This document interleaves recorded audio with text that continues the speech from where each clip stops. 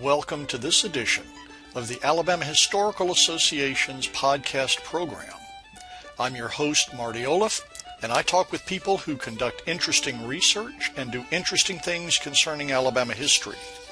You can find out more about the Alabama Historical Association, a membership organization devoted to Alabama history, by pointing your browser at our website, www.alabamahistory.net. We're here today with Laura Hill, Communications Editor of the Encyclopedia of Alabama.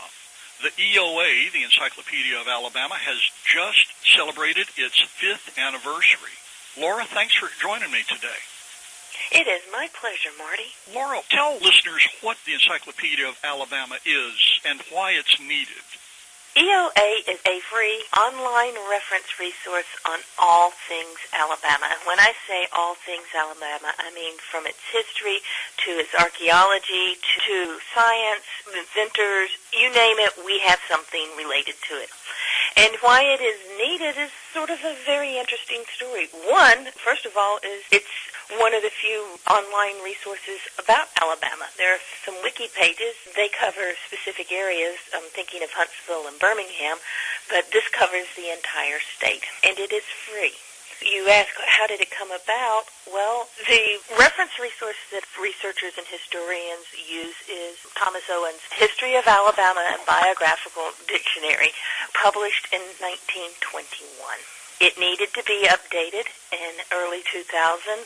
People from University of Alabama Press and Alabama Humanities Foundation started looking into what do we need to do to get this updated.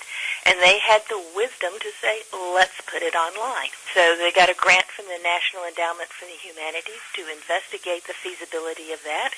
Several years later, it was a long planning process and development process, the Encyclopedia of Alabama launched. We have been sharing information about Alabama across the globe. We have had visitors from pretty much every country and territory on the planet. When we say that you have just celebrated your 5th anniversary, are we talking about the 5th year of the launch? We are talking the 5th year of launch. So we launched in September of 2008. It took almost 8 years to launch that. There must have been a group of people working on this, directing editor, managing editors. Who were these folks? They are names that people who study Alabama history would recognize immediately. Wayne Flint volunteered, was recruited, strong-armed, depends on who's telling the story, to become the editor-in-chief. Dr. Flint was at Auburn University at the time, and so was Dr. Jeff Jakeman, who had experience with online publications and who was also the editor of the Alabama Review. Steve Murray was a graduate student working with him. Steve became the managing editor for EOA. He's now with the Alabama Department of Archives and History. So you can see we have a tremendous pedigree of people associated. We had fantastic graduate students working with us to get it launched. And then Claire Wilson was the first full-time employee, and she is our senior content editor. Claire had a background in editing textbooks and scholarly books for students. She is key to our science and archaeology articles. How does the Encyclopedia of Alabama get its content? When they said we are going to set the launch date, they identified 500 articles that had to be in it for anybody to believe that this was a credible resource. And then the editors and staff and our consulting editors said, here are the ideal people to write that. They spent hours contacting experts in a subject field and said, would you mind writing an article on this topic for us? And if you looked at the list of authors who have written for EOA, they are names that people who Alabama Historical Association members would recognize in a heartbeat. Were these authors paid? Technically, yes. It was not very much money. We have a very small honoraria that we pay so that you can call it a work for hire. The majority of people were waived that. Most people did it because EOA is a fantastic resource for the state, and it helps them promote their scholarship. The EOA is not written for a scholarly audience, is it? That is correct. We are a general reader publication. We strive to make the content that we are sharing with people understandable for people who do not have a PhD in history. They don't even have to have a history degree to understand what we're writing. We want to tell Alabama's story. It is as much a way of getting people to appreciate the tremendous history and diversity of plant life and environment and just how great the state is. So our EOA articles are a way of sharing that story. You've said that people from around the world have accessed this. Do you have any figures on how many people have accessed it? We're heading in on 8 million page views. We started counting from the day we launched, so that would be about 4,000 visitors. Each time someone comes, they look at about 2 different articles. That's actually pretty good retention. They're staying for more than just a few seconds on a page. I can understand why that happens because I can imagine a lot of your listeners, they are used to this concept. You go to the library looking for one book, and you end up finding 5 others that were even better than the one you were looking for. When you go to EOA, you look at an article and you start reading it, and because it's online and it's interactive and has multimedia, if you're reading on one subject, you can click on another, and I'll just pull up my favorite one. That would be mules. I really like our mules articles. I'll pull it up and just walk people through it. Our URL is Encyclopedia of Alabama.org. You come to our homepage, and if you were looking for a specific topic, we have a search box. You just type in, and I'm going to pull up our mules article. As you're reading about it, it will take you to an overview on Alabama. Before you even get through the first paragraph, you could click on an article on Alabama agriculture, or horses in Alabama, or plantations. And as you keep going, you can learn about the history of mules, its importance to the Alabama economy. We have wonderful images. We have a Hale County mule taken by Walker Evans. You can see mules working. We have one at the horse cart. You can see what draft mules look like. We have a photograph. So just that one article could lead you to coal mines or cotton or the Civil War and slavery. So once you start reading one article, you start wanting to go to another. So this is not just text. We have photographs and videos from repositories and archives from across the state.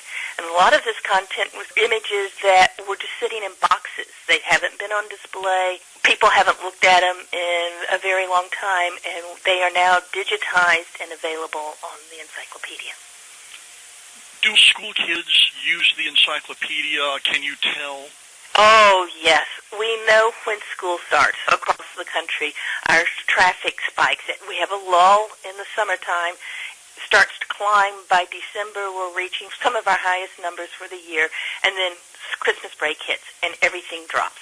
And then school starts back up, and our busiest time of year, if we were having people come through a door, would be at the end of the semester in the spring. What is the rate of article publication? We launched with 520 articles. We now have more than 1,500 articles. We add about an article a day. Usually we do them in batches, so you can't see a new article every day. But we average about 30 articles a month. We've slowed down just a hair, so maybe about 15 articles a month. You commission articles that are submitted directly to you. Is that true? The majority of our articles are commissioned. We have a list of more than 5,000 articles that we would like to have written for us. We thought that number would shrink as we kept adding content, but it turns out it keeps growing. So there are about 5,000 articles that we would like to add, and we keep looking for people to write for us. Sometimes we have a windfall. A person says, I just finished doing a book on this topic, and it's relevant to Alabama. That is the key. We look for articles that are international, national, or statewide importance that have an Alabama connection. If any of our listeners wanted to access that list or wanted to contact you for further information, how might they get in touch with you? When they go to the encyclopedia homepage, there is a row of tabs across the top, and one of them says Contact Us. And if they use that, they can send email to us and say, I believe this would make a good article for the encyclopedia, and tell us why they think it is, and what its connection to Alabama is. Then if they would like to write it, we do not think that's egotistical at all. We would love for someone to say, and I would like to write it, and here's why I would be a good person to do it. The other thing is make a suggestion as to a person who might be a good source for writing it. So they can pitch their own idea and their own expertise, or they can volunteer somebody else that you contact? Yes. Okay. About the list of articles that you would like to have, is that available anywhere publicly? No, it is not. But if somebody calls and says, I have expertise in this area, then you could say, what articles related to that are you looking for? And we could send them a list. How many people are on staff? There are 4 of us. Pat Cates is our managing editor. Claire Wilson is our senior content editor. And Chris Maloney is our other editor. And, of course, there's you, the communications editor. Yes, I've been called an encyclopedia salesperson. I've seen some of your presentations. That's not far from the truth. No, thank you for bringing that up. This is the first time you've ever heard of the Encyclopedia of Alabama, and you would like to share it with an organization.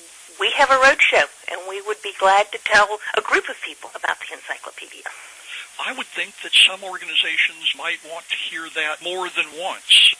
Anybody listening to this is with a historical organization, and you're reading about your community, and you say, wait a minute, we could add this, or here's some more information about the history that you've written about our community, we would love to hear from them. What's in store for the future of the EOA? We are working very hard right now to update the look of the site. When we launched in 2008, we looked really great, but people have smaller devices and they have bigger screens, and so we are updating our look to adjust to that. We really want to get this out as soon as possible, and we're very close to it, but it's just one of those things that takes a little longer than people talk. So a new look. We have 2 features that we have right now. One is on the Federal Road Initiative, and the other one is Becoming Alabama, where we have aggregated content related to those 2 topics. The Federal Road, we have pulled together all the articles related to people and places historically, but also places that are modern along the route. So if you were trying to follow the road, you could find out about historic places and then know that Hank Williams has a relationship with the road, Hank Williams Museum, and read about that, or Bell and Grass Gardens, which are modern places nearby the road. A really fantastic feature we have related to the Federal Road is there's a virtual map created by staff at Auburn University, Montgomery, and it's interactive, and if you pull the map up and see where the road went historically, you can look at rivers and streams, and important to us is that you could click and have it show you Encyclopedia of Alabama articles that are related to the history and places along the Federal Road. What a great thing to have available to you, where you can not only get to the map from the articles, but you can get to the articles from the interactive map. Yes, and we are looking forward to doing more projects like that. Well, what have I forgotten to ask you? I will remind everyone again, it is free, and it is online, and it is a credible source. We have articles written by some of the best scholars on a topic. We have had people from England and Australia write for us because they were experts on a subject. It is fun to read. It is enjoyable, and I highly recommend it. If you want a reason to start getting and using the internet more and looking for online information, this is a great place to start because you love history, and we have great articles, and I would recommend the first thing you read would be Wayne Flint's essay on Alabama because it links you to so many other tremendous articles. And the URL again is encyclopediaofalabama.org. I would like to also mention that this wonderful site is made possible by support from across the state, and especially from Auburn University, the University of Alabama, and the Alabama State Department of Education. Thank you very much, Laura Hill, Communications Editor of the Encyclopedia of Alabama, and I hope that I get to talk to you again next anniversary. Me too, Marty. Thank you. Thank you for joining us today. This has been another edition of the Alabama Historical Association podcast program. Our music is the traditional tune Whistle By, performed at City Stages in 1996 by James Bryan and Carl Jones. It's provided courtesy of the Alabama Folklife Association, which you can find on the web at alabamafolklife.org.